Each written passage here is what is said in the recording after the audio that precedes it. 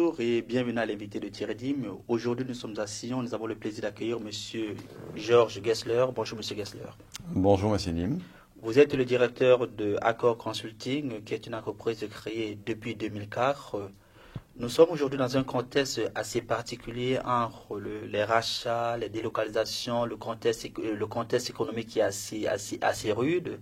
On se rend compte que quelque part, les collaborateurs ne se retrouvent plus. D'un côté, on a ces collaborateurs qui se disent qu'a-t-il à mon emploi? Et de l'autre côté, on a également peut-être le chef d'entreprise qui se dit face à tous ces changements, comment est-ce que je vais pouvoir opérer avec mes équipes pour qu'elles restent toujours performantes? Est-ce que ces craintes, premièrement, sont justifiées de part et d'autre? Oui, effectivement, nous vivons dans un monde en mutation. C'est un monde qui vit une systémique, un changement, des changements perpétuels. Et nous, en tant qu'êtres humains, aussi paradoxal que cela puisse paraître, nous n'aimons pas le changement. Donc oui, ces craintes sont tout à fait naturelles. Elles se font à tous les niveaux, parce qu'à tous les niveaux, que vous soyez patron d'entreprise, dirigeant d'un grand groupe ou collaborateur, eh bien, vous êtes toujours un être humain. Donc vous êtes confronté à cette peur qui finalement est en nous. Alors,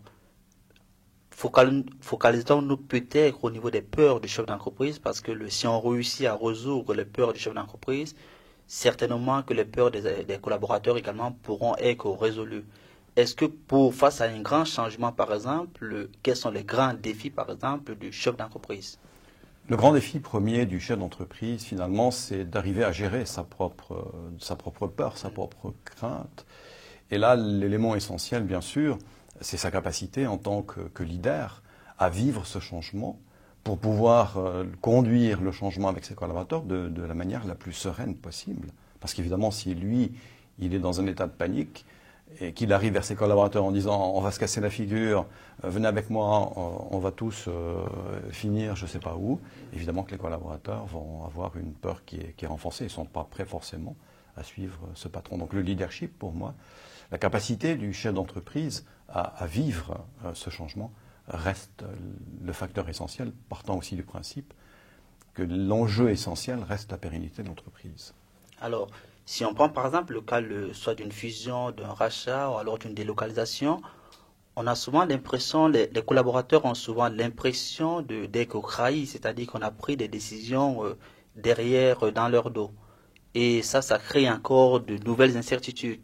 Est-ce que le gros problème face à ce type de changement, ce ne sont pas les résistances qui vont s'opérer à l'intérieur? Évidemment, lorsqu'un groupe, un conseil d'administration prend une décision de fusion, de changement, de délocalisation, ce n'est pas le collaborateur qui va prendre cette décision. Donc le collaborateur, lorsqu'il est confronté au changement, le changement à lui-même n'est pas négociable parce qu'il est décidé de manière stratégique. Le changement devient un élément extrêmement fort sur la dynamique du collaborateur dès le moment où le collaborateur comprend que ce changement intervient dans une vision. Ça veut dire que cette vision que doit avoir le conseil d'administration dans le changement doit pouvoir aussi, à un moment donné, être communiquée aux collaborateurs. Ça veut dire que le conseil d'administration, le directeur, le patron, doit dire à ses collaborateurs, voilà, nous allons dans telle direction, nous allons de A à B.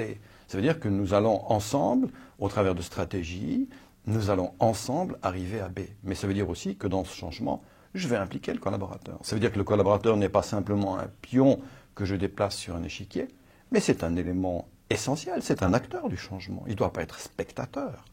Parce que le grand défi aujourd'hui des changements dans les entreprises, ce n'est pas uniquement de gérer le changement actuel, mais c'est aussi de développer les compétences des collaborateurs, partant du principe que le changement que vous vivez actuellement n'est qu'une étape vers un autre changement.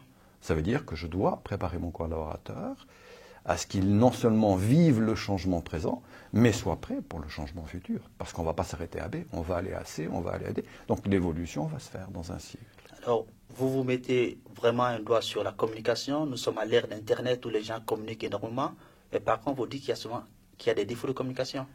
Oui, Est-ce qu'il n'y a pas une contradiction quelque part aussi? Bien sûr que c'est une contradiction, parce qu'aujourd'hui, d'envoyer un email, de faire un superbe email en disant, voilà, je vous communique que nous allons de là à là, et puis on fait enter, c'est bien, mais c'est totalement impersonnel. Il n'y a pas d'âme dans cette vision, dans cette notion de stratégie, ni dans le comment nous allons y aller. Et puis le collaborateur, quand il reçoit un email, c'est impersonnel, il ne se sent pas impliqué. C'est quoi la bonne solution finalement?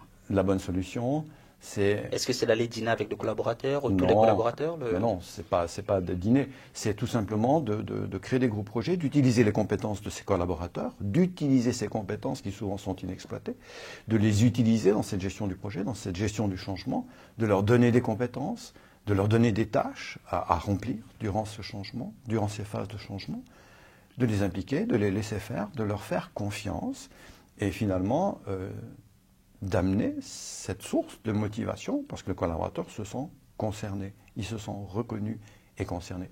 Donc il va automatiquement s'impliquer. Selon vous, le vrai problème vient vraiment du management alors? Le problème ne vient pas du management, le problème vient de nous en tant qu'êtres humains, qui fondamentalement, comme je vous l'ai dit tout à l'heure, sommes programmés pour avoir peur du changement, pour ne pas aimer le changement. C'est pas la faute du management, c'est pas la faute des collaborateurs, c'est la faute du contexte, c'est la faute du système, c'est la faute de l'environnement, parce que parfois aussi nous voulons aller trop vite. Nous voulons trop de changements dans trop peu de temps, et ça crée bien évidemment une instabilité. Et des changements positifs, est-ce que ça peut exister? Bien sûr. Le changement positif, c'est une chance. Nous voyons le changement de manière négative, trop souvent. Or, un changement, c'est une étape. Mais c'est une étape vers quelque chose de mieux. Quand j'accompagne des entreprises, souvent j'ai, quelques mois après, des collaborateurs qui viennent me dire « Si on avait su ça avant, si avant nous avions pu mesurer là où on allait, mais aujourd'hui c'est autre chose, c'est fantastique, c'est super. Nous aurions dû changer il y a bien longtemps. » Mais nous restons tout simplement dans une certaine approche, dans des habitudes. Nous maîtrisons ce que nous faisons. Et puis l'inconnu représente quand même une certaine crainte. Alors que finalement, l'évolution, de manière globale, si elle évolue, c'est pour un mieux. C'est pour que l'entreprise travaille mieux, que les collaborateurs soient plus à l'aise, soient plus impliqués dans le fonctionnement de l'entreprise. Ça, c'est l'idéal du changement. Et c'est que positif. Merci, M. Gessler, pour ces explications. Avec plaisir, M. Lémy.